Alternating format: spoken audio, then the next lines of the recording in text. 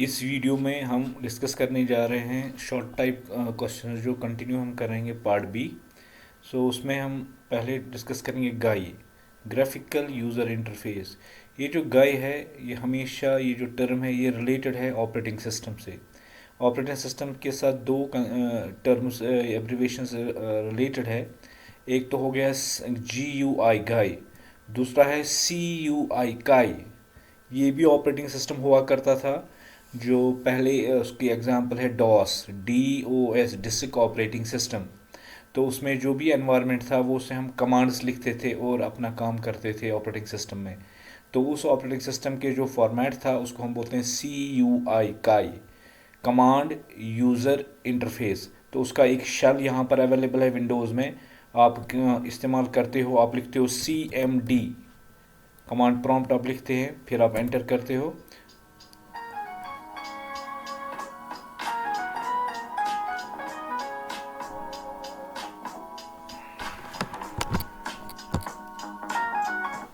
आप command prompt पे लिखते हो CMD कमांड प्रॉम्प्ट, तो उससे आपको एक शेल आता है।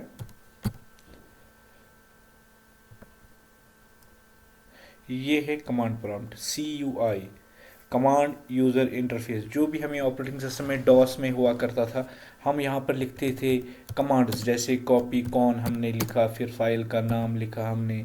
तो वहाँ पर जो ये ऑपरेशंस होते थे वो कमांड प्रॉम्प्ट के ज़रिए से होते थे। इस ऑपरेटिंग सिस्टम टाइप को हम बोलते थे CUI, कमांड यूज़र इंटरफेस। तो उस वक्त कोई ग्राफिक्स नहीं था। जैसे आपके पास डेस्कटॉप आता है, आपके पास स्टार्ट बटन है, आप स्टार्ट को क्लिक करके फिर एग्जीक्यूट करते हो कोई चीज़। तो उस जो डॉस था उसमें कोई ग्राफिकल एनवायरनमेंट नहीं था। तो खाली कमांड्स लिखा करते थे, कमांड से हम अपना काम करते थे। सो वो टर्म है CUI, कमांड यूज़र इंटरफेस।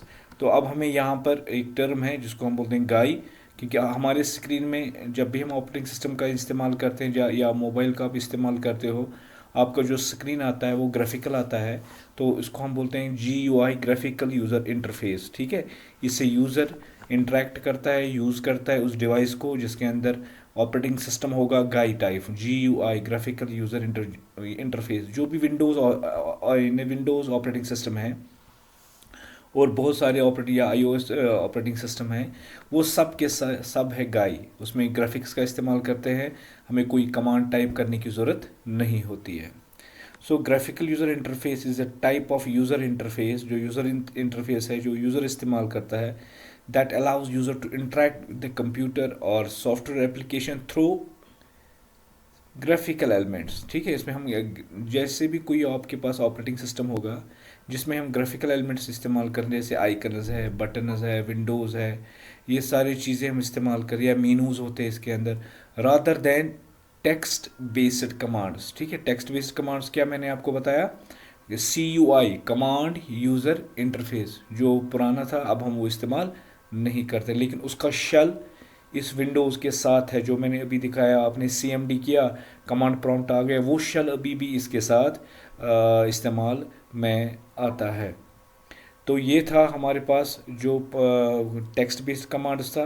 अब हमारे पास जो गाय है उसमें हम क्या इस्तेमाल करते हैं, आइकन्स इस्तेमाल करते हैं, बटन्स इस्तेमाल करते हैं, विंडोज़ इस्तेमाल करते हैं, मीनूज आता है, मीनू आता है। ठीक है, so in graphical user interface users can manipulate and control the computer और any software by using the pointing device. तो यहाँ उस ज़माने में जो गाई हुआ करता था उसमें हम माउस का इस्तेमाल नहीं होता था, खाली कीबोर्ड का इस्तेमाल होता था। लेकिन जब से गाई आया है, गाई टाइप ऑफ इंटरफेस आया है, गाई टाइप ऑफ ऑपरेटिंग सिस्टम्स आए हैं, उसमें हम पॉइंटिंग डिवाइस भी इस्तेमाल करते हैं, जैसे माउस का इस्तेमाल है या टच पैड आपके डिवाइस के साथ होता है। और उसमें विजुअल एलिमेंट्स आपको स्क्रीन पे आते हैं। विजुअल एलिमेंट्स का मतलब है फोल्डर आता है, बटन आता है, आइकन आता है, विंडोज़ आते हैं और मेनूज आते हैं। So such type of operating system is called GUI, graphical user interface. GUI बहुत यूज़र फ्रेंडली होता है, इनिशिएटिव होता है, एक्सेसिबल होता है, इजी एक्सेसिबल होता है, और बहुत सारे wide of range of users are using these application includes those who are not familiar with text based command line interface. जिनको कमांड लाइन इंटरफेस पहले वो सीखना पड़ता था, उसके बारे में कुछ नहीं पता है, लेकिन graphical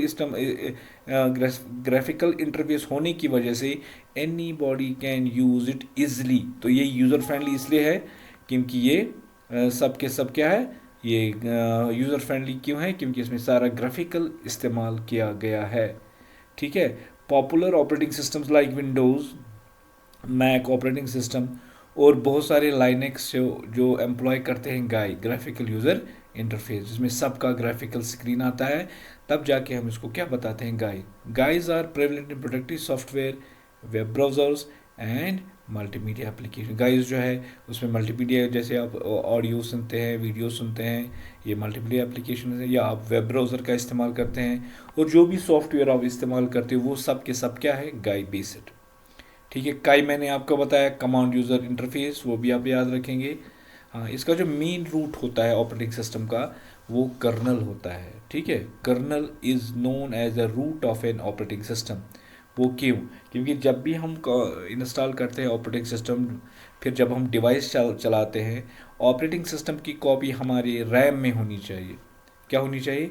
main parts of an operating system should be available into the RAM. अगर रैम में नहीं होगा तब वो ये ना हमारा सिस्टम काम नहीं करेगा, मेमोरी में नहीं होगा तब वो काम नहीं करेगा। जब भी हम अपना डिवाइस स्टार्ट करते हैं, उसकी उस ऑपरेटिंग सिस्टम की कॉपी एक हमारी मेमोरी में आ जाती है, या कंप्यूटर टर्म्स में या लैपटॉप के टर्म में मैं आपको समझाऊंगा कि वो रैम के एक ये पर्टिकुलर पोर्शन होता है, रिजर्व्ड ये ना मेमोरी स्पेस होती है, तो वो उसको हम बोलते हैं, उसके अंदर एक कर्नल होता है।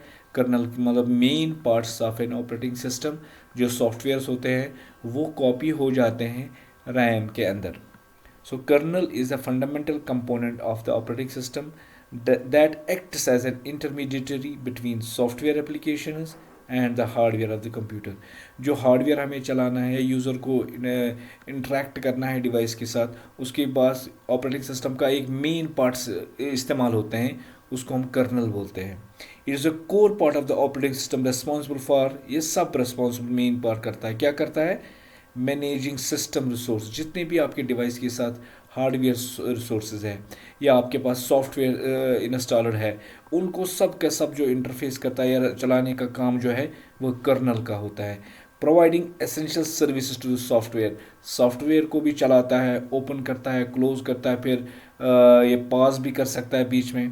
ensuring that different software programs can run concurrently without interfering with each other। और साथ साथ आप देखते हैं हमारे बहुत सारे प्रोग्राम साथ साथ चलते हैं, हम ब्राउज़र भी चला सकते हैं, या बैकग्राउंड हमारा म्यूज़िक भी चलता रहता है, या बैकग्राउंड में हम वीडियो भी चला सकते हैं, या बैकग्राउंड में हम एंटीवायरस सॉफ्टवेयर स्टार्ट कर सकते हैं। So simultaneously we can execute multiple programs. ये सारा जो काम है, ये मैनेज जो देखता है, ये ऑपरेटिंग सिस्टम का एक इम्पॉर्टेंट पार्ट है जिसको हम कर्नल बोलते हैं, KERNEL। ठीक है। सो दैट्स वाई के kernel is known as the root of the operating system. उसके बाद हमारा एक ऑपरेटिंग सिस्टम होता है 32 बिट वाला ऑपरेटिंग सिस्टम, या 64 बिट वाला ऑपरेटिंग सिस्टम। तो इस तरह से हमारा जो प्रोसेसर होता है हार्डवेयर में, वो 32 बिट का भी होता है, 64 बिट का भी होता है, 128 बिट का भी होता है। सो अब जो सॉफ्टवेयर है, ऑपरेटिंग सिस्टम है, ये 32 बिट क्या होता है और 64 बिट क्या होता है। इसका एक रेंज होता है कि जब वो एक्सेस करता है रैम को, कितना एट अ टाइम रेंज वो रैम को एक्सेस कर सकता है, इस्तेमाल कर सकता है। ठीक है। So let's differentiate between 32 and 64 bit. Theory दी हुई है, a 32 bit system can access 2 raise power 32 different memory addresses.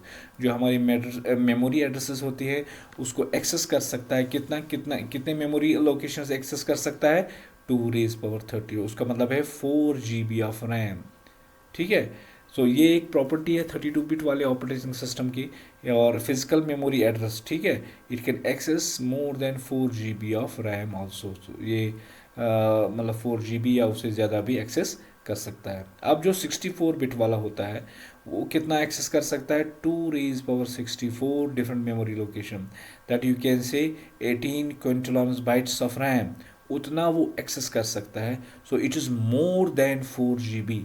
तो इनमें यही मेन डिफरेंस है। पहले ये रैम को एक्सेस कर सकते हैं कहाँ तक, 4 GB से आगे 32 बिट, और उससे भी ज़्यादा, that is 2 raised power 64, it is huge memory location it can, that means it can access the double than the 32 bit operating system. ठीक है, तो ये एक डिफरेंस है। तो इसमें एक टेबल बनाया हुआ है कि maximum of 4 GB of RAM इतना यही एक्सेस कर सकता है। अगर 64 बिट वाला ऑपरेटिंग सिस्टम होता है, maximum of 7 TB of RAM, तो ये TB में रैम को एक्सेस कर सकता है। हाँ, ये जो अब 32 बिट वाला ऑपरेटिंग सिस्टम है, ये 32 बिट वाला भी कोई प्रोग्राम एग्जीक्यूट कर सकता है, और साथ साथ 64 वाला बिट भी एग्जीक्यूट कर सकता है। ऑल्दो 64 बिट वाला ये स्लो होगा दैन द 32 बिट, लेकिन यहाँ पर 32 बिट वाला कोई भी प्रोग्राम में एग्जीक्यूट नहीं करेगा। बट इसके इसके लिए एक इम्पॉर्टेंट है कि इसके अंदर जो प्रोसेसर होना चाहिए वो भी 64 बिट का होना चाहिए। और यहाँ पर जो सॉफ्टवेयर्स है, ठीक है, यहाँ जो प्रोसेसर होने चाहिए 32 बिट होना चाहिए या 64 बिट वाला होगा, तो दोनों जगह ये चलेगा ऑपरेटिंग सिस्टम। कौन? 32 बिट वाला। अगर आपका प्रोसेसर 64 का लगा है या 32 बिट का लगा है, ये दोनों में इस्तेमाल होगा। इसी तरह 32 बिट वाला कोई भी एप्लीकेशन या 32 बिट वाला कोई भी प्रोग्राम या 60, actually it is not 16 bit, it 64 bit here. हाँ सॉरी, मैं इसको करेक्ट करूँगा, 64 बिट वाला भी एप्लीकेशन को एग्जीक्यूट करेगा। ठीक है, तो यहाँ पर ये भी 32 बिट वाला ये प्रोग्राम एग्जीक्यूट करेगा, और साथ साथ 64 वाला बिट का एप्लीकेशन भी प्रोग्राम एग्जीक्यूट कर सकता है। तो ये दोनों के लिए सेम है, ऑल्दो यहाँ पर जो एप्लीकेशन एग्जीक्यूट होगी वो much more speedy than the 32 bit operating system. Can है handle multiple task but with limited efficiency. ठीक है, बहुत सारे प्रोग्राम में हैंडल चला सकता है इकट्ठे, लेकिन लिमिटेड एफिशिएंसी होगी। तो यहाँ तो मसला नहीं है, यहाँ पर मल्टीपल टास्क एफिशिएंटली एग्जीक्यूट हो सकते हैं। Can run high graphics games, ठीक है, can run high graphics games and handle complex software more effectively. ठीक है, एफिशिएंटली, सॉरी एफिशिएंटली। हाँ, यहाँ पर जो एग्जाम्पल, क्योंकि इसका 64 वाली बिट स्पीड होगी, यहाँ पर प्रोग्राम बहुत अच्छी तरह से एग्जीक्यूट हो जाएगी। तो ये था सेकंड पार्ट, 32 बिट वाला 64 बिट।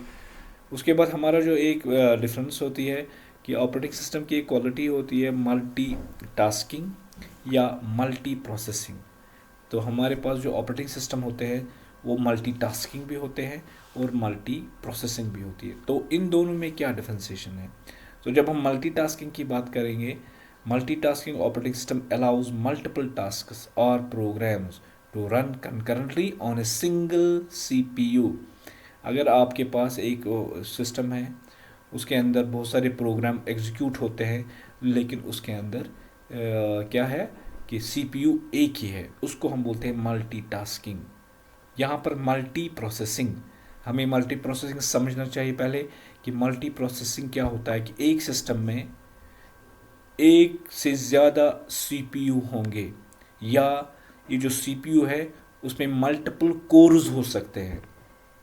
ठीक है, तो दैट्स कॉल्ड मल्टी प्रोसेसिंग। तो उसके लिए अगर आपके सिस्टम में मोर देन वन सीपीयू है, तो आपको मल्टी प्रोसेसिंग वाला ऑपरेटिंग सिस्टम इंस्टॉल करना पड़ेगा। ठीक है, वो एक रिक्वायरमेंट है। तो उसमें क्या है कि बहुत सारे काम साइमल्टेनियसली वो कर सकता है। क्यों? क्योंकि अगर इसके बाद दो प्रोसेसर है, एक प्रोसेसर एक एग्जीक्यूट करेगा, दूसरा दूसरा एग्जीक्यूट करेगा। तो ऐसे टाइप के ऑपरेटिंग सिस्टम को हम बोलते हैं मल्टी प्रोसेसिंग ऑपरेटिंग सिस्टम। ये तभी इंस्टॉल होते हैं या तो आपके सिस्टम में बहुत सारे कोर्स होंगे एक ही प्रोसेसर में। तो अगर सिंगल कोर वाला है तो वो मल्टीटास्किंग कर सकता है। तो लेकिन अगर आपको बहुत सारे प्रोग्राम्स पैरेलली एग्जीक्यूट करने हैं साथ साथ, ये जो मल्टीटास्किंग वाला होता है, एक्चुअली क्या होता है कि हमारा सिस्टम इतना तेज़ चलता है कि हमें पता नहीं चलता है, वो अलग अलग से एग्जीक्यूट होते हैं।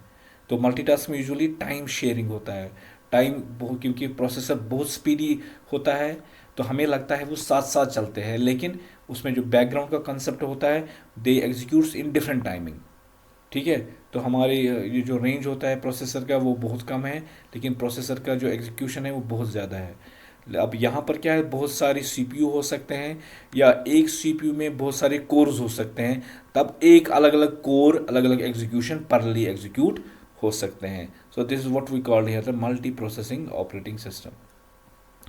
ये जो मल्टीटास्किंग होता है, इसमें जो सीपीयू होता है ये स्विच करता है एक प्रोग्राम से लेके दूसरे प्रोग्राम तक, ठीक है, giving the illusion, actually simultaneous execute नहीं होता है, मैंने आपको बताया ये टाइम फ्रेम के हिसाब से होता है, लेकिन हमें धोखा लग जाता है कि बहुत सारे प्रोग्राम्स इकट्ठे एग्जीक्यूट होते हैं। इन मल्टी प्रोसेसिंग मल्टीपल सीपीयू और सीपीयू कोर्स, या उसमें एक से ज़्यादा कोर्स होते हैं, एग्जीक्यूट टास्क्स कंकरेंटली, उसमें कोई धोखा नहीं होता है, उसमें बहुत सारे प्रोसेसर होते हैं या बहुत सारे कोर्स होते हैं जो allowing for true simultaneously execution of the multiple program, बहुत सारे program at a time execute होते हैं। नेक्स्ट डिफ्रेंसिएशन इसके बीच में, each task is allocated small time, जैसे मैंने आपको बोला एक टाइम एक प्रोग्राम को दिया जाता है, फिर दूसरे को दूसरा होता है, क्योंकि ऑल्दो द टाइम साइकिल, ये क्लॉक साइकिल बहुत तेज़ होता है कि हमें समझ में नहीं आ रहा है कि उसमें टाइम गैप है कि नहीं, क्योंकि processor executes at a very fast rate, so it can execute. The operating system schedules tasks in such a way that they receive fair CPU time. तो CPU time अलग अलग से उसको दिया जाता है, एक ही CPU उसमें होता है, तो मल्टीटास्किंग एक इल्यूजन होता है, वो हमें पता चलता है on the basis of different timings पर वो एग्जीक्यूट होते हैं। यहाँ पर क्या होता है, tasks are distributed among the available processor, अगर आपके पास 2 प्रोसेसर है या 3 प्रोसेसर है तो अलग अलग काम एक एक प्रोसेसर को दिया जाता है, तो इसमें इल्यूजन नहीं है, वो डायरेक्टली एग्जीक्यूट करते हैं more than one program at a time, तो here it is a true multitasking and each processor executes its assigned tasks independently, वो अलग से इसको एग्जीक्यूट करते हैं। तो अक्सर ये क्वेश्चन एग्जाम में पूछा जाता है मल्टीटास्किंग या मल्टी प्रोसेसिंग में क्या डिफरेंस है। So it was some questions in short type, let's continue with the long type. अब जो हमारा और एक टाइप होता है ऑपरेटिंग सिस्टम जिसको हम बोलते हैं डिस्ट्रीब्यूटेड ऑपरेटिंग सिस्टम। अब डिस्ट्रीब्यूटेड ऑपरेटिंग सिस्टम क्या होता है, ऐसा operating system that runs on multiple machines. क्या हम करते हैं, एक ऑपरेटिंग सिस्टम कंट्रोल करता है बहुत सारी मशीन जो आपस में इंटरलिंक्ड हो, enables them to work together, सो इकट्ठे वो काम करते हैं, कैसे, जैसे एक सिंगल यूनिट इस काम करता है। इंटीग्रेटेड कंप्यूटिंग एनवायरनमेंट, जिसको हम क्या बोलते हैं, integrated computing environment. So distributed operating system is operating system that is installed on more than one system and they are working joint together, so such type of operating system is called a distributed operating system. Unlike traditional जो हमारे पास single machine operating system है, distributed operating system manages resources, services across a network of the interconnected computers, लेकिन उसमें यह है कि आपस में वो कंप्यूटर जुड़े हुए होने चाहिए, आइदर विद द ब्लूटूथ और विद द केबल्स, तब जाके एक ऑपरेटिंग सिस्टम इन सब सिस्टम जो इस नेटवर्क में जुड़े हुए हैं उनको कंट्रोल करता है। Often referred to as a distributed computing environment इसको बताते हैं, या नेटवर्क सिस्टम भी इसको बताते हैं। तो जो हमारा नेटवर्क सिस्टम बनता है, एक्चुअली जो इसमें जो ऑपरेटिंग सिस्टम इंस्टॉल होता है वो डिस्ट्रीब्यूटेड ऑपरेटिंग सिस्टम इंस्टॉल होता है, that's installed on more than, और you can say simply that controls the more than one system. The primary goal of a distributed operating system is to provide a unified, एक ही and efficient platform for distributed computing. इसका मकसद में ही है कि हमारा एक ही काम हो, यूनिफाई हो, इकट्ठे काम करे, और वो भी एफिशिएंट होना चाहिए। तो wire resources and task are distributed across multiple nodes, वहाँ पर क्या किया जाता है, एक काम एक को दिया जाता है दूसरे को, जैसे आप समझ लीजिए बैंक सिस्टम है, वहाँ पर सर्वर होता है, उसके साथ सारे कनेक्टेड होते हैं, तो यहाँ पर क्या होता है कि एक जो नोड होता है वो एक काम करता है, वो रिसीव चेक करता है, दूसरा पेमेंट करता है, तीसरा लेजर डिस्प्ले करता है। सो ये अलग अलग काम, लेकिन सब ये अंडर किसके होते हैं, एक ही ऑपरेटिंग सिस्टम के साथ। So this is what we call the distributed operating system.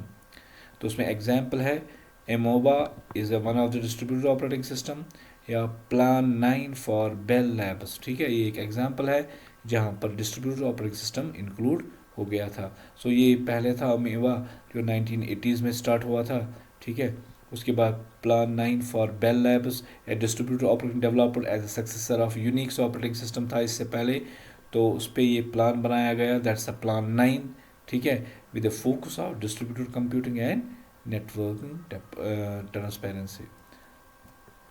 So distributed version of Unix and Linux, ठीक है, ये भी डिस्ट्रीब्यूटेड ऑपरेटिंग सिस्टम एग्जाम्पल्स है। क्या है, एक है यूनिक्स, दूसरा है लाइनेक्स। ये कौन से एग्जाम्पल्स है, डिस्ट्रीब्यूटेड ऑपरेटिंग सिस्टम।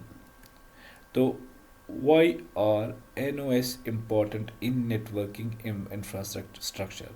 अब और एक ऑपरेटिंग सिस्टम है जिसका नाम है नेटवर्क ऑपरेटिंग सिस्टम, जिसको शॉर्ट में NOS कहते हैं। So NOS is an operating system that works with the network system.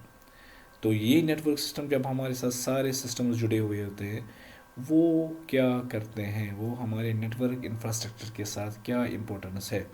So network operations are critically important in network infrastructure for several reason. क्या उसको क्या काम करते हैं, किस लिए चाहिए हमें, हमें चाहिए resource management. Network operating system में क्या होता है, एक रिसोर्स मैनेजमेंट होता है। क्या मतलब, जो जितने भी हार्डवेयर पार्ट्स होते हैं, that's called resources of the system. जैसे इसमें हार्ड ड्राइव आती है, CPU आता है, रैम आता है, ठीक है, कीबोर्ड आता है, माउस आता है, ठीक है, ये सारे पेरिफेरल, इनको इस्तेमाल करना चाहिए, ठीक है, as a network in a collective manner. So NOS enable efficient management of network such as, उसमें क्या होता है, हमारे पास सर्वर्स होते हैं, हार्ड ड्राइव स्टोरेज होते हैं, प्रिंटर्स होते हैं, ये सब क्या है, नेटवर्क पेरिफेरल्स होते हैं, जिसमें स्विच आता है या राउटर आता है। इस सब को मैनेज करने के लिए, एक्सेस करने के लिए हमारे पास जो ऑपरेटिंग सिस्टम होता है, जिसको हम बोलते हैं network operating system. So network operating system हमें क्या होता है कि हम जितने भी रिसोर्सेज है उनको मैनेज कर सकते हैं with the help of operating system that called NOS, network operating system. They provide centralised control and monitoring of these resources. जितने भी ये रिसोर्सेज है, इसमें सर्वर्स आते हैं, सर्वर के साथ बड़े सर्वर उसके साथ कनेक्ट होता है, मॉनिटर, कीबोर्ड है, हार्ड ड्राइव है, वो सारी जितनी भी सारी चीज़ें हैं उनको मैनेज करने के लिए।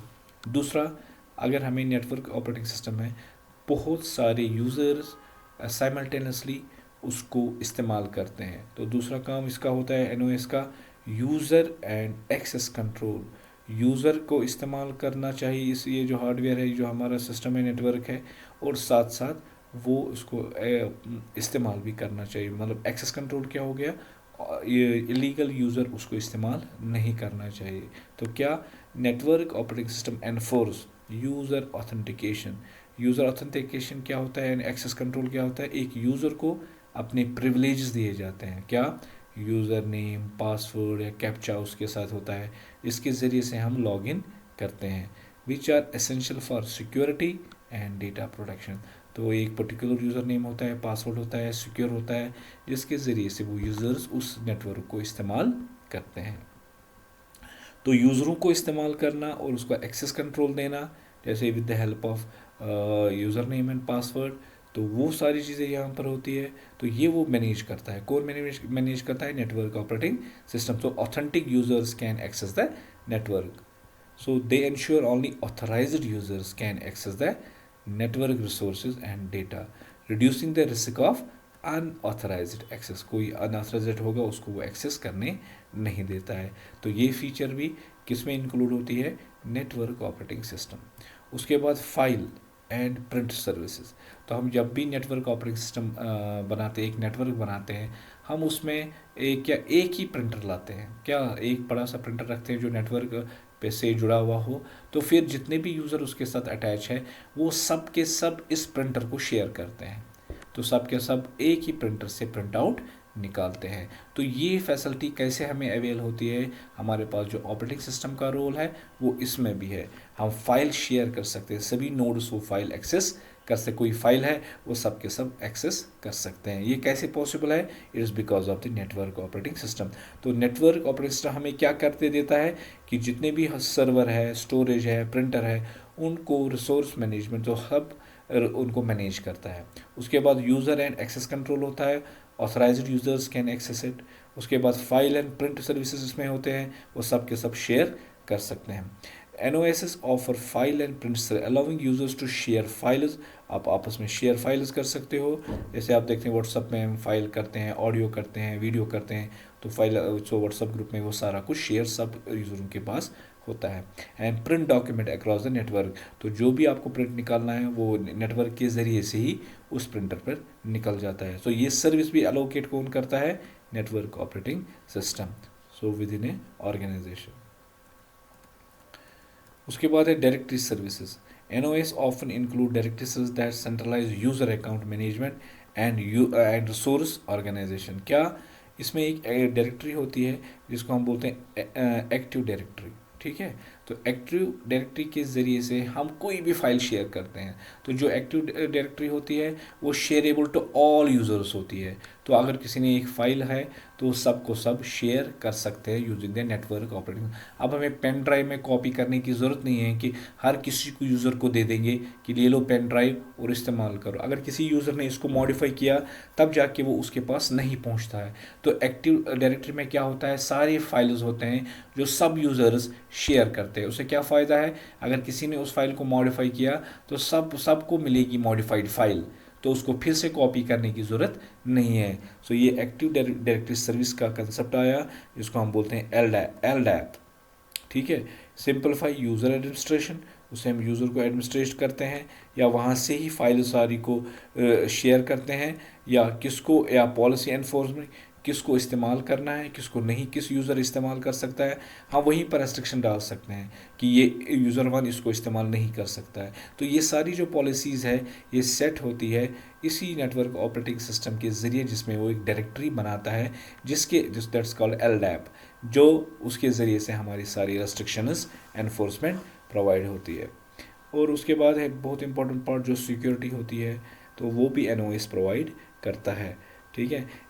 NOS प्रोवाइड सिक्योरिटी फीचर, जैसे फायरवॉल इससे सेट होता है, एनक्रिप्शन होता है, इंट्रूजन डिटेक्शन होता है and access control mechanism to protect the network. So जो नेटवर्क की सारी प्रोटेक्शन है, ये देख रेख है, वो सब का सब NOS देखता है, जिसमें ये सारे चीज़ आते हैं। या बाहर से कोई वायरस आ गया उसको भी ये, एक्सटर्नल थ्रेट्स को भी ये रोकता है, या अनऑथराइज्ड एक्सेस कोई करना चाहेगा उसको भी वो एक्सेस नहीं देता है। सो security is a Paramount concern in modern networking. जो हमारे पास मेन चीज़ आज का क्या होता है, security is a important one, तो ये सिक्योरिटी अवेल करता है।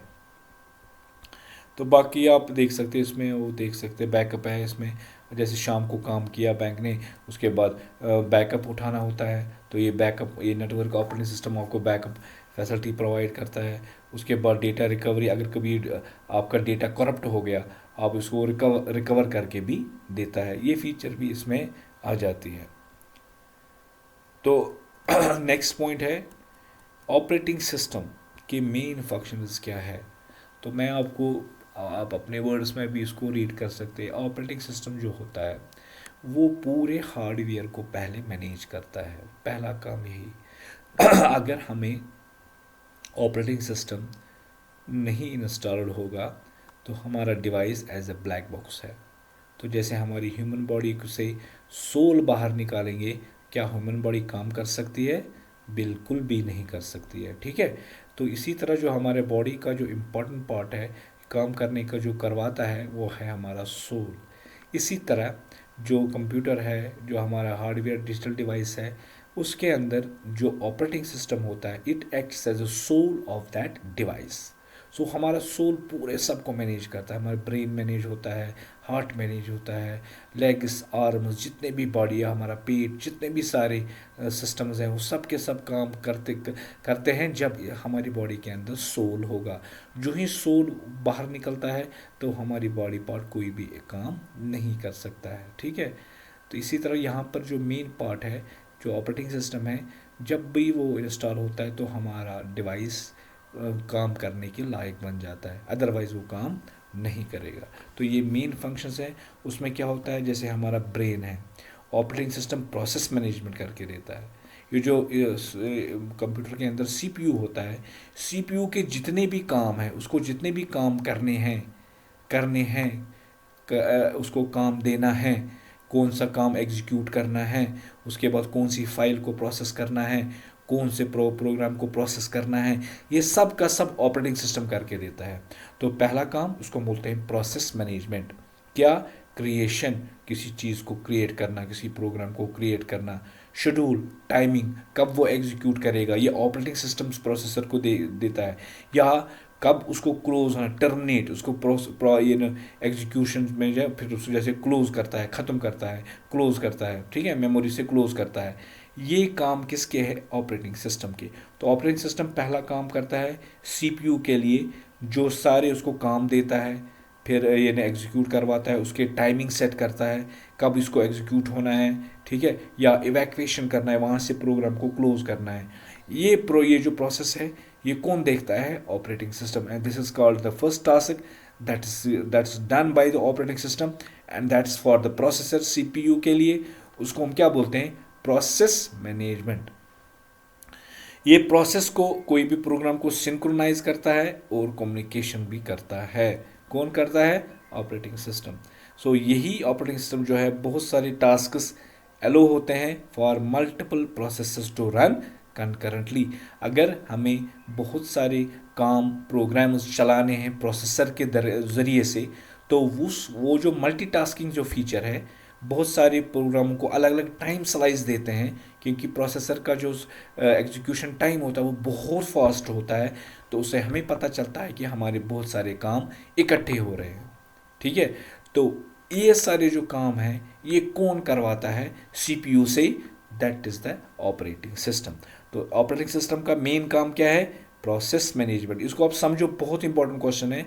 Main function of an operating system क्या है?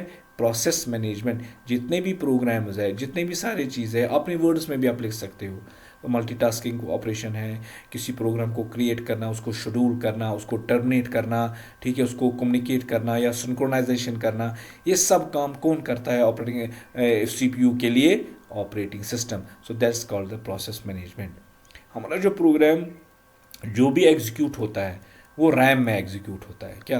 अगर आप कोई ऑडियो चला रहे हो, वीडियो चला रहे हो, आप टाइपिंग कर रहे हो, आप वेब ब्राउजिंग कर रहे हो, ये सब के सब जो है ये मेमोरी से होता है। किस मेमोरी से? रैम में होता है। तो सारे टास्क्स जो एग्जीक्यूट होते हैं, प्रोसेसर जो करवाता है वो ऑपरेटिंग सिस्टम के ज़रिए से ही कराता है, लेकिन किस में? मेमोरी में। तो दैट्स कॉल्ड मेमोरी मैनेजमेंट।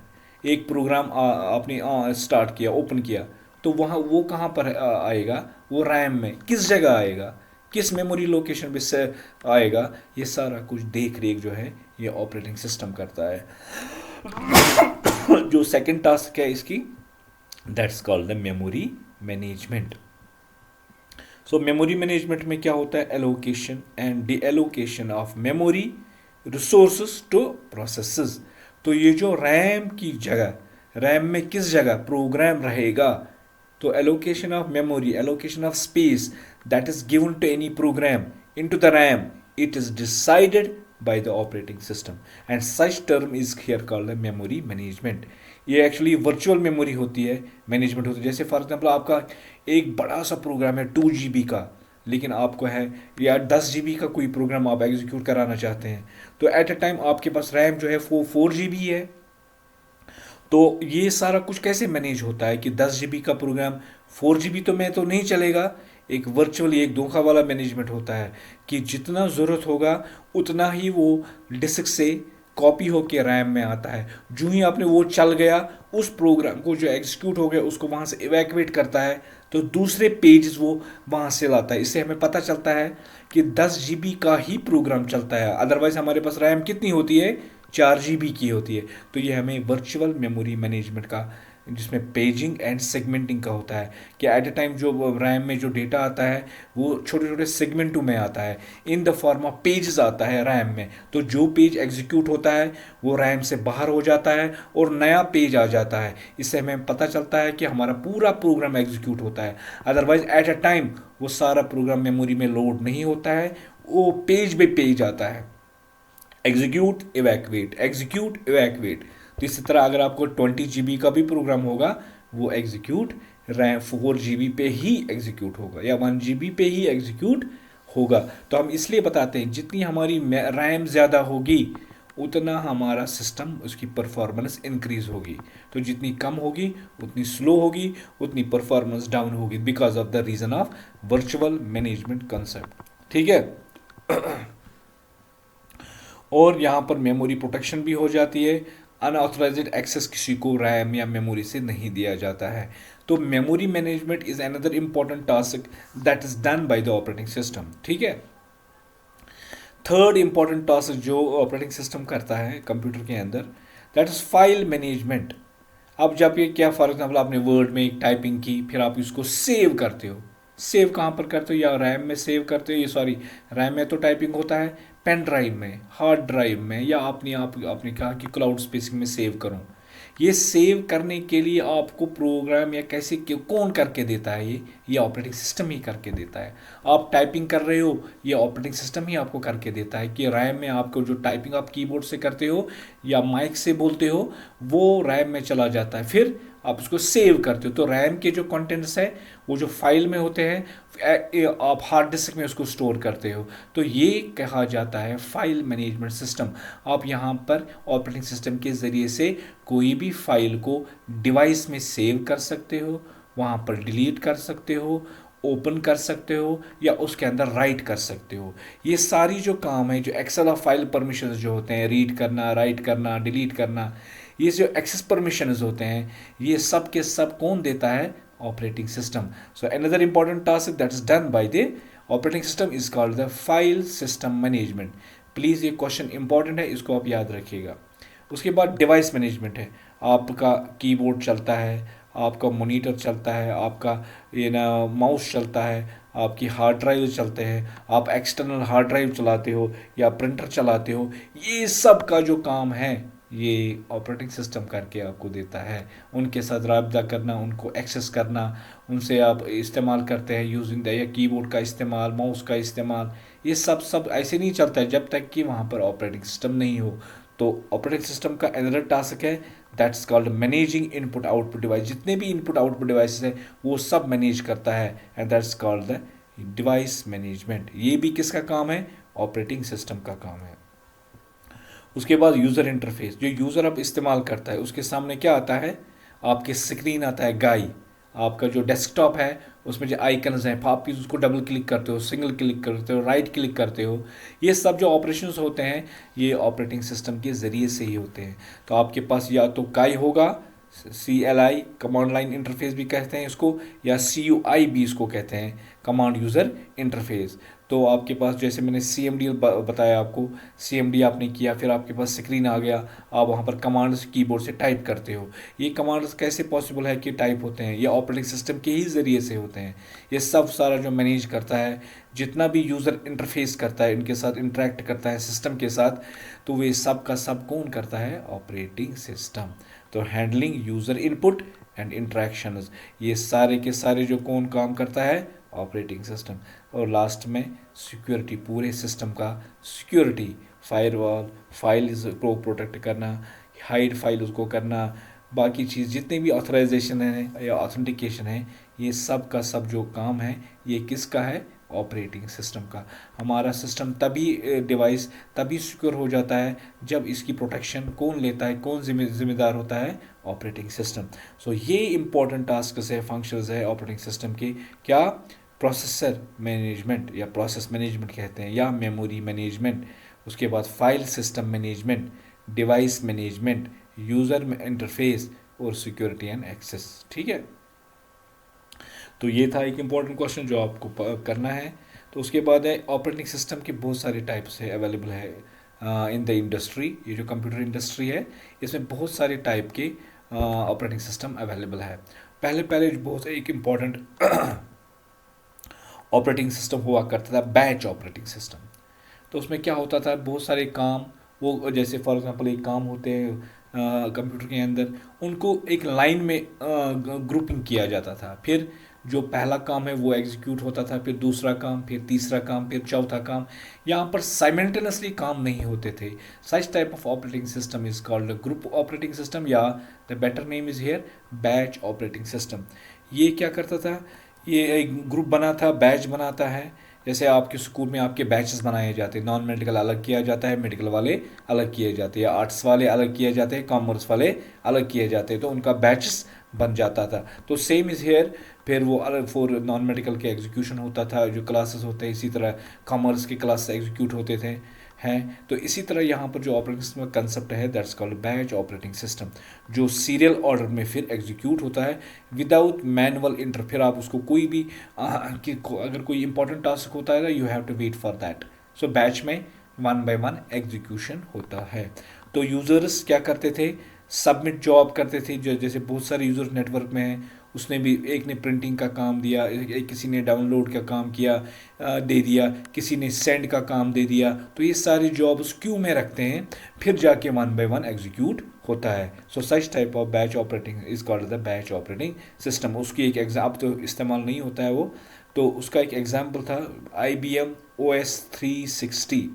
ये एक ऐसा ऑपरेटिंग सिस्टम है, बैच ऑपरेटिंग सिस्टम है, जिसका नाम है, जो IBM वालों ने डेवलप किया है, that's why it has a IBM। ये किस सिस्टम में डाला गया था, उस बहुत पुराने मेन फ्रेम सिस्टम्स वहाँ पर सिस्टम हुआ करते थे, जिनमें ये वाला ऑपरेटिंग सिस्टम डाला गया था। और ये कैसे काम करता था, batch operating system. Batch means grouping of similar jobs. हाँ, सिमिलर जॉब्स रखना ज़रूरी है। और फिर वह किस किस फॉर्म में एग्जीक्यूट होते हैं, serial order, one by one. हम उसको मैनुअली इंटरवेन नहीं कर सकते थे। तो उसके बाद next type of operating system है, जिसको हम बोलते हैं रियल टाइम ऑपरेटिंग सिस्टम।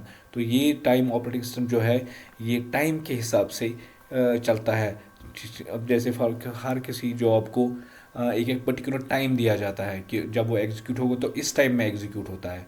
तो ऐसे ऑपरेटिंग सिस्टम को क्या कहते हैं, रियल टाइम ऑपरेटिंग सिस्टम। उसके एग्जाम्पल्स है फ्री रिटॉस, VX वर्क्स या QNX। These are the examples of operating system called real-time operating system. So real-time operating system are designed to meet strict timing constraint. तो ये जो operating system है, इसमें जो भी यूज़र इस तरह काम देता था, वो उसके टाइम के हिसाब से एग्जीक्यूट होता था, उससे पहले वो एग्जीक्यूट नहीं होता है। So such type of operating systems are called real time operating system. अक्सर ये वाले सिस्टम जो है, ये पर्टिकुलर इंडस्ट्री में लगाए जाते हैं, जहाँ पर ऑटोमेटिव इलेक्ट्रॉनिक्स का काम है या मेडिकल डिवाइसेस का काम होता है। सच type of operating system is called the real time operating system. उसके बाद डिस्ट्रीब्यूटेड ऑपरेटिंग सिस्टम, वो हमने पढ़ा। डिस्ट्रीब्यूट बहुत सारे सिस्टमों में इंस्टॉल किया जाता है, तो फिर as a one system, as a one set, they are thinking that working as a one set. उसकी एग्जांपल है गूगल एंड्रॉयड, कुछ कुछ जगह ये इस्तेमाल होता है डिस्ट्रीब्यूटेड ऑपरेटिंग सिस्टम।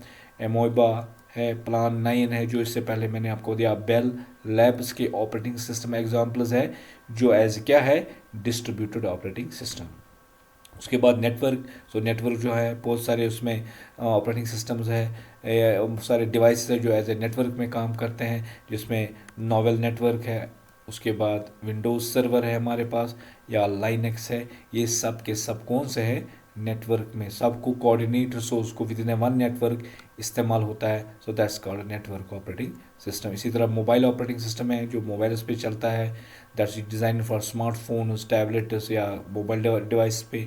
तो आपको तो पता है कौन कौन सा है, जैसे एंड्रॉयड है वन ऑफ द एग्जाम्पल, या iOS is another example. So they are optimise for touch based interface, जो क्योंकि हमारे मोबाइल कैसे चलते हैं आजकल, स्मार्टफोन्स वो टच बेस्ड पे एग्जीक्यूट होते हैं। तो दैट टाइप ऑफ ये जो operating system is called the mobile type of operating. तो ये कुछ ऑपरेटिंग सिस्टम है, जो बैच ऑपरेटिंग सिस्टम है, रियल टाइम ऑपरेटिंग सिस्टम है, डिस्ट्रीब्यूटेड ऑपरेटिंग सिस्टम है। तो यू बी में आस्क टू डिफाइन, कभी आता है कि बताओ रियल टाइम ऑपरेटिंग सिस्टम क्या है, with the help of examples आप इसको रीड करके लिख सकते हो वहाँ इंशाल्लाह। तो उसके बाद है फाइल एक्सप्लोरर। विंडोज़ में है फाइल एक्सप्लोरर, ठीक है।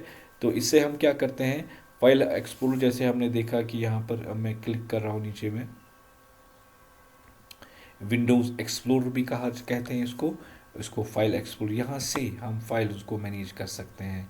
जैसे मेरे डॉक्यूमेंट्स इसके अंदर है, ठीक है, तो इन फाइलों को मैं एक जगह से इसको राइट क्लिक कर सकता हूँ, क्या इसको मैं कॉपी कर सकता हूँ, कट कर सकता हूँ, डिलीट कर सकता हूँ, रिनेम कर सकता हूँ, या ओपन कर सकता हूँ, है ना, ये सर, या एडिट कर सकता हूँ, या नई कोई फाइल बना सकता हूँ। इसको बोलते हैं फाइल एक्सप्लोरर। फाइल एक्सप्लोर वो होता है जिससे हम फाइल्स के लिए काम करते हैं, टास्क्स करते हैं, फाइल को बनाना, फाइल को डिलीट करना, फाइल को रीनेम करना, फाइल को मूव करना एक जगह से दूसरी जगह। तो that's called the file explorer, या उसको विंडोज़ एक्सप्लोरर भी कहते हैं। तो वो क्या है, फाइल से हम क्या करते हैं, किसी भी फोल्डर को नेविगेट कर सकते हैं, एक फोल्डर से हम दूसरे फोल्डर पे जा सकते हैं। ठीक है, we can move the folder from one storage location to another storage location. वो नेटवर्क में भी हो सकता है, या आपकी एक्सटर्नल डिवाइस भी हो सकती है, आप उसको या क्लाउड स्पेस में आप डाल सकते हैं। तो ये सब सारी जो फाइल एंड फोल्डर नेविगेशन है, ये विंडोज़ एक्सप्लोरर के ज़रिए आप कर सकते हैं। और इसमें फाइल ऑपरेशंस कर सकते हैं, जैसे आपने बोला हम भी रीनेम कर कॉपी कर सकते हैं, मूव कर सकते हैं, रीनेम कर सकते हैं, डिलीट कर सकते हैं, हम कोई भी फाइल या फोल्डर क्रिएट कर सकते हैं। ये किसके ज़रिए से हम करते हैं, विंडोज़ एक्सप्लोरर। ठीक है, जैसे मैंने आपको दिखाया, आप स्क्रीन में भी देख सकते, this is called the Windows explorer. कोई भी रीनेम, कोई भी फोल्डर नया क्रिएट, कोई भी डिलीट कर सकते हैं, किसी को भी मूव कर सकते हैं, दिस कॉल्ड विंडोज़ एक्सप्लोरर। तो file properties, users can view and modify the file जैसे इसका हमें इसके ज़रिए, इसके अंदर कोई फाइल है तो उसकी प्रॉपर्टीज़ हम देख सकते हैं। जैसे ये फाइल है, राइट क्लिक करके मैं उसकी प्रॉपर्टीज़ पे क्लिक करता हूँ तो इसकी प्रॉपर्टीज़ मुझे ये बताएगा कि ये किस टाइप की फ़ाइल है, ये किस प्रोग्राम से ओपन होती है, इसकी लोकेशन क्या है, इसका साइज़ क्या है, ये डिस्क पे कितना ले रहा है। ठीक है, क्रिएट कब हो गई है, मॉडिफाई कब हो गई है, एक्सेस कब हो गई है, या इसको आप रीड ऑनली बना सकते हो। ठीक है, रीड ऑनली पे क्लिक किया, या उसको हिडन आप कर सकते हो, फिर अक्सर यूज़रों को वो डिस्प्ले उसका नाम नहीं होगा। तो ये प्रॉपर्टीज़ जो है, ये भी आप विंडोज़ एक्सप्लोरर के ज़रिए कर सकते हैं। किसी भी फाइल को आप फाइल पैरामीटर्स चेंज कर सकते हैं। आप किसी भी फाइल, यूज़र की फ़ाइल को सर्च कर सकते हैं, ये भी आपको यही विंडोज़ एक्सप्लोर करके देगा। वहाँ से आप कोई भी फ़िल्टर दे के, कोई भी फ़िल्टर दे के कि मुझे ये वजह से ए फाइल, आप लिखोगे ए, एंटर करोगे तो ए वाली फाइल ये सर्च करेगा, बी दोगे तो बी वाली फाइल ये सर्च करके देगा। तो ये फॉर्माज विंडोज़ एक्सप्लोर पे ये फीचर भी अवेलेबल है। नेविगेशन पेन, जैसे फॉर एग्जांपल आप देखते हो यहाँ पर दो नेविगेशन पेन्स है। आप किसी भी जगह, किसी भी फोल्डर में, यहाँ तो उसके फाइल्स यहाँ पर आते हैं, पिक्चर्स पर क्लिक किया तो वो सारे पिक्चर्स इधर आ गए, या सी ड्राइव में जितने भी फाइल्स फोल्डर्स है, तो दिस कॉल्ड नेविगेशन पेन। अब पैन, यहाँ से आके कोई भी आप नेविगेट कर सकते हो। डेस्कटॉप पे क्या क्या वो सारे आपको यहाँ से डिस्प्ले हो जाएंगे। So it's called navigation pane. ये भी आप पैन, ये कौन प्रोवाइड करता है, विंडोज़ एक्सप्लोरर है, विंडोज़ फाइल एक्सप्लोर आपको अवेल करता है। आप फाइल प्रॉपर्टीज़ का जैसे अभी हमने देखा, फाइल साइज़, डेट, मॉडिफाई, ये फाइल एट्रीब्यूट जितने भी है आप इसमें देख सकते हैं, नेविगेट कर सकते हैं। तो लाइब्रेरीज और virtual folder that allows user to organise and access files from various locations as if they were a single folder. आप किसी भी लोकेशन के ज़रिए से इस विंडोज़ एक्सप्लोर को, जैसे सी ड्राइव में, डी ड्राइव में, ई ड्राइव में, जैसे मैं आपको दिखा रहा हूँ वहाँ पर, जैसे यहाँ पर है डी, सी ड्राइव है, यहाँ पर ई ड्राइव है, यहाँ पर एफ ड्राइव है। तो आपको या किसी और कोई भी और आपकी पेन ड्राइव आपने लगाई या डीवीडी आपने लगाई, वो सब के सब आप कहीं भी जाके आपको उसको एक्सेस यहाँ से कर सकते हैं। So you can go for any library, you can go for any folder, you can go any wire like that common, like document है, म्यूज़िक फोल्डर है, पिक्चर्स है, वीडियोज़ है, वो सब के सब आप एक्सेस या ओपन कर सकते हैं। And drag and drop support, आप एक फाइल को उठा के किसी और फोल्डर में डाल सकते हैं। तो this is what we called है विंडोज़ एक्सप्लोरर।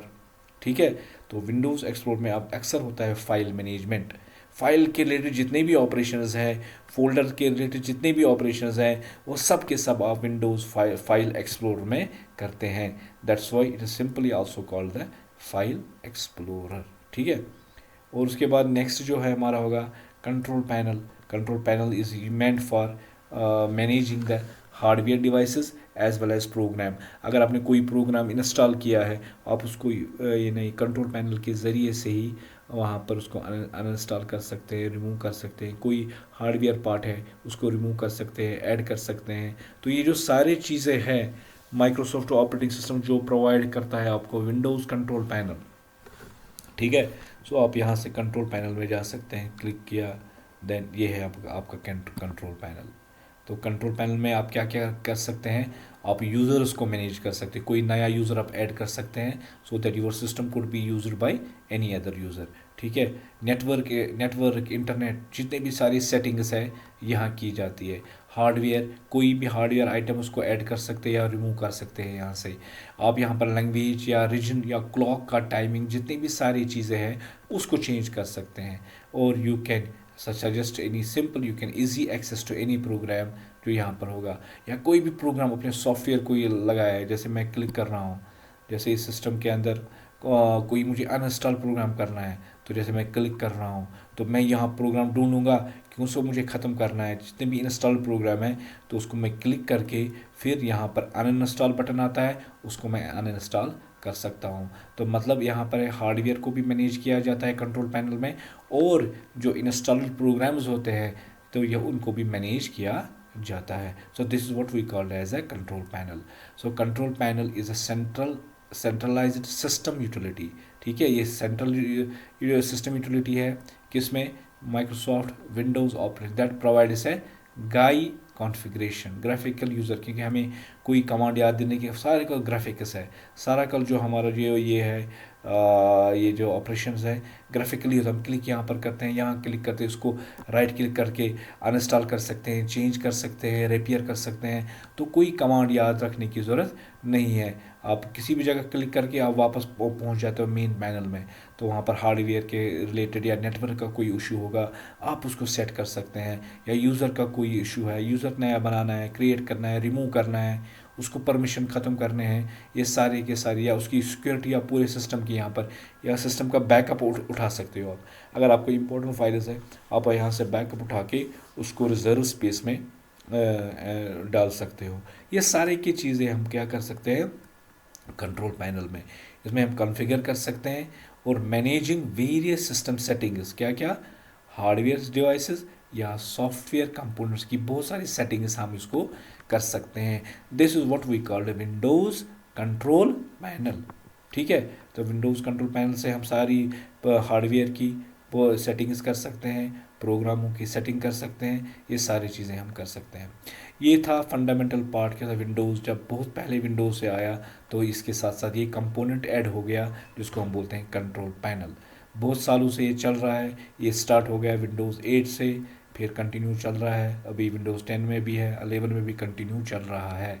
तो उसमें क्या कर सकता है, जैसे अभी मैंने देखा सिस्टम सेटिंग्स चेंज कर सकता है, हार्डवेयर एंड साउंड को चेंज कर सकता है, नेटवर्क एंड इंटरनेट के साथ सेटिंग्स कर सकते हैं हम, वो सारे सेटिंग्स हम कर सकते हैं, प्रोग्राम को ऐड कर सकते हैं, इंस्टॉल अनइंस्टॉल कर सकते हैं, तो वो रिपेयर कर सकते हैं, चेंज कर सकते हैं, क्लॉक और रीजन चेंज कर सकते हैं, क्लॉक की टाइमिंग सेट कर सकते हैं, डेट एंड टाइम या टाइम जो फॉर्मेट होता है वो 24 आवर फॉर्मेट कर सकते हैं या 12 आवर फॉर्मेट सेट कर सकते हैं। ये सारी चीज़ें हम कर सकते हैं। और आपका स्क्रीन का कलर कैसे होगा, आइकनों का अपीयरेंस कैसे होगा, वो अपीयरेंस हम ऐड कर सकते हैं। यूज़र अकाउंट्स को ऐड कर सकते हैं, कोई भी यूज़र रिमूव कर सकते हैं, कोई भी नया ऐड कर सकते हैं। सिक्योरिटी एंड मेंटेनेंस होती है, और बैकअप एंड रेस्टोर होता है। आपने बैकअप उठाया फिर नेक्स्ट डे आप उसको वापस भी रेस्टोर कर सकते हैं, किसके ज़रिए से ही, कंट्रोल पैनल के ज़रिए से ही।